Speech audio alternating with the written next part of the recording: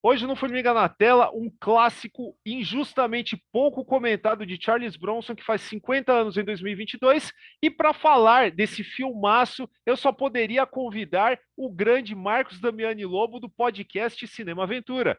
E hoje, para a gente falar de Assassino a Preço Fixo, o original. His name is Bishop.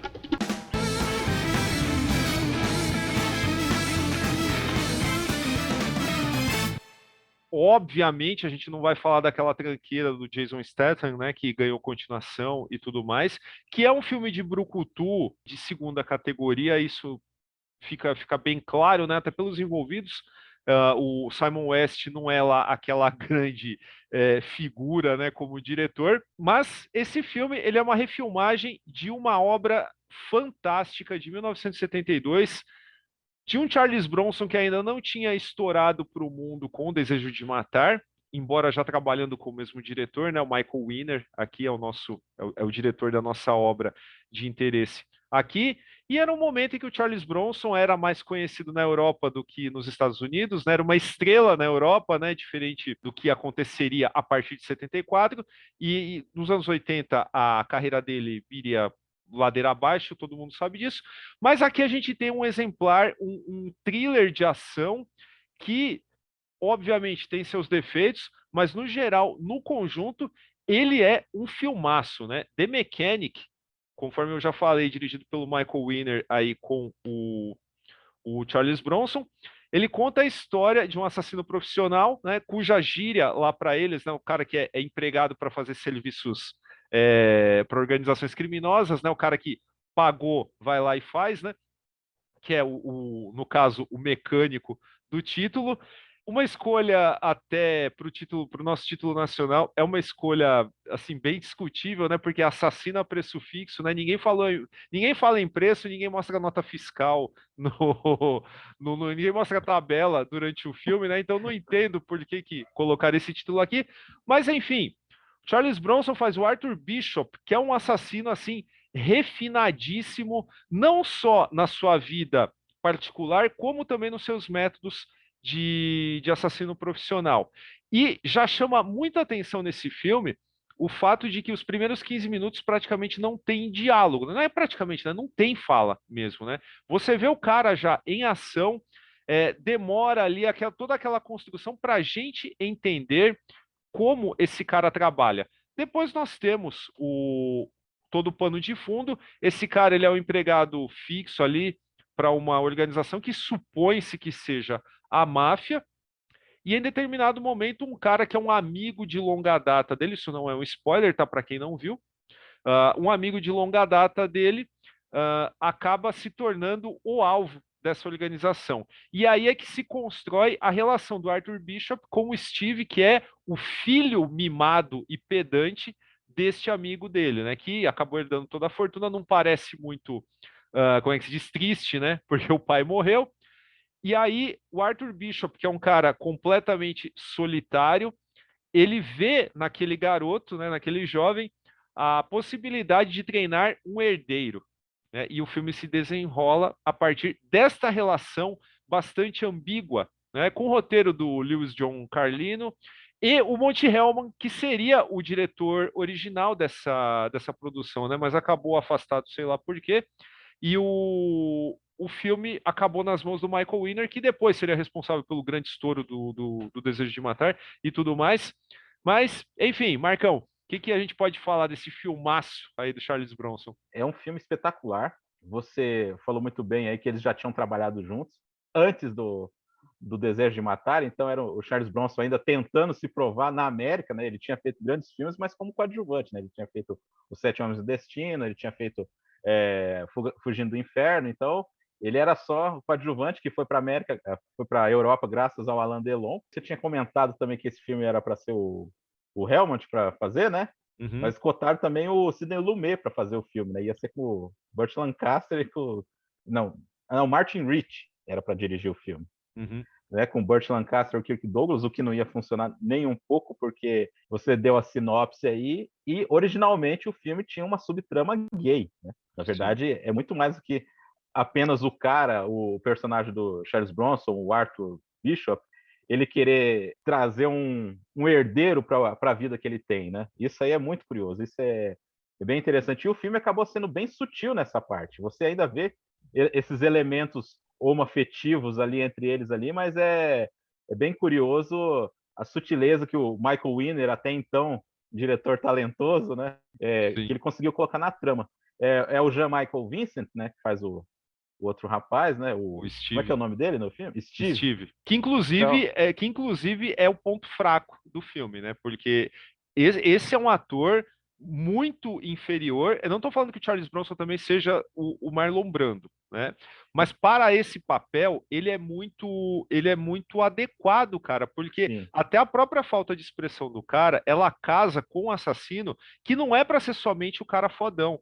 E aqui a gente vai novamente ressaltar a diferença entre esse filme, que é realmente um estudo de personagem bacana, em relação ao do Jason Statham, que é um filme de brucutu, que naqueles 15 minutos iniciais em que o Arthur Bishop do Charles Bronson, ele tá só planejando até criar um assassinato que pareça acidente, em 15 minutos do Jason Statham, ele já matou 20 negros, entendeu? Assim, a é, disparidade é enorme. o filme é bem a cara dos anos 70 mesmo, ele não tem Sim, pressa. Ele não tem pressa exato. para construir a tensão. Ele já construiu o personagem para você, mas conforme o filme avança, as camadas desse personagem, assim, elas meio que vão, tipo, encadeando com a figura do Charles Bronson, porque você percebe que não é só o cara metódico, o cara que sufoca seus sentimentos e tudo mais. Não, ele é um cara triste, ele é um cara melancólico também. Ele tem uma vida desgraçada. Então, Antidepressivos, né? São exato, cara. antidepressivos. A cena que ele encontra lá, eu não quero dar o spoiler dessa cena para quem não viu o filme. Ele tá no canal da MGM no Prime hoje. Se você quiser procurar esses filmes antigos do Charles Bronson, tem vários lá, entre eles esse. Se você entrar no Prime Video hoje e assinar a MGM, nem que seja só o período de teste para ver esse filme, eu acho que seu dinheiro já foi bem pago. Então eu não vou dar o spoiler dessa cena, mas tem numa cena de um encontro amoroso, o desenlace disso é maravilhoso. E eu acho que toda a mise-en-scène do Michael Winner ali, ela comunica muita coisa, porque elementos que você vê no apartamento da moça, Sim. antes deles irem para a cama e tudo mais, eles acabam, tipo, compondo todo o conjunto quando você descobre, né, qual é a natureza da relação entre esses dois personagens. É uma participação pequena da atriz, né, que é a de Ireland, no caso, né, que acabou fazendo sua participação lá, que o Charles Bronson sempre Todos exigia os filmes. isso, né? Mas é fantástico. E aí, quando você percebe, né, que existe sim o conteúdo homossexual, porque isso estava originalmente no roteiro do Carlino. Inclusive, o Carlino falava, né, que o Assassino a Preço Fixo ele é uma das grandes decepções da vida dele, porque justamente ele tinha colocado isso como indiscutível no seu roteiro. E o filme ele dá uma atenuada assim muito forte, né? E até acho que dentro disso o filme poderia ganhar muito mais se ele tivesse um intérprete melhor no papel do Steve, porque o Jean Michael Vincent ele é muito ruim. Pensar que esse filme ele teria sido feito, teria os papéis principais com o Cliff Robertson, né, ou o George C. Scott, e no papel do Steve seria o Jeff Bridges, né? O que seria maravilhoso, cara, porque Sim. são atores assim de peso mesmo, né? Embora o Charles Bronson ele sirva bem ao papel, eu acho que ele poderia ter ali um companheiro de cena mais à altura, né, do que essa trama exige.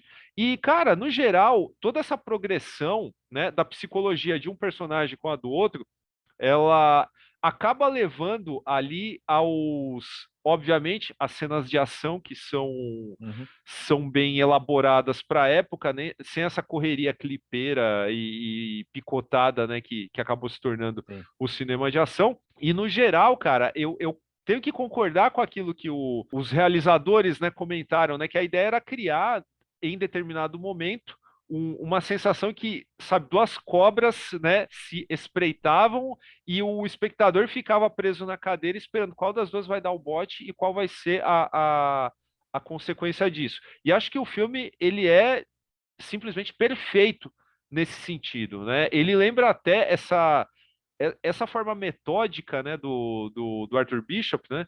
Tava até relendo o texto, né, do Felipe Guerra no filme Paradoidos, que tem textos muito legais nesse blog, né? Infelizmente ele não atualiza mais. Ele fala, né, sobre o assassino a preço fixo, que tem uma cena no Matador em Conflito do John Cusack, né, que lembra muito o modus operandi Ah, do aham. personagem do Charles Bronson aqui. Então é fantástico, é uma experiência muito bacana. Só da gente lembrar do filme aqui para vir fazer o programa já me deu vontade de rever, né? E eu acho que eu vou fazer isso porque eu tenho o MGM aqui assinado também. Bishop is a mechanic. He specializes in bodywork. Essa construção, e ela demora para acontecer. Novamente eu vou clicar nessa tecla, porque às vezes a pessoa se confunde aí com um filme de ação. É um drama policial mesmo, assim, de assassinos. Ele tem toda essa construção aí depois do relacionamento entre os dois, que na primeira cena, sabendo desse subtexto aí, você já saca um negócio ali, uma troca de olhares ali bem interessante. Isso o Charles Bronson sabe fazer, ele tem presença para isso aí. E aí tem toda essa construção da amizade, dessa questão de passar essa herança de um cara que dedicou a vida a isso e ele quer deixar um legado ali, né, no final das Sim. contas, para a terceira parte do filme, que aí você pode jogar aí 1/3 mesmo de filme, aí realmente é ação, muito bem coreografada, tem a cena das motos que é muito boa, Sim. a cena que depois os turcos foram cobrar, né, falando que era uma cena plagiada, e os turcos cobrando de plágio é uma coisa muito engraçada, né? Sim, sim. Que é a cena do Nessa trator. época. Hã? Principalmente nessa época, né? Principalmente nos 70. Acho maravilhoso, cara. Acho maravilhoso o trabalho desse filme. Realmente, você comentando o Jean Michael Vince, você tem uma. Né? Tudo bem, você engole ele ali, mas é a peça mais fraca ali do tabuleiro ali, né, cara?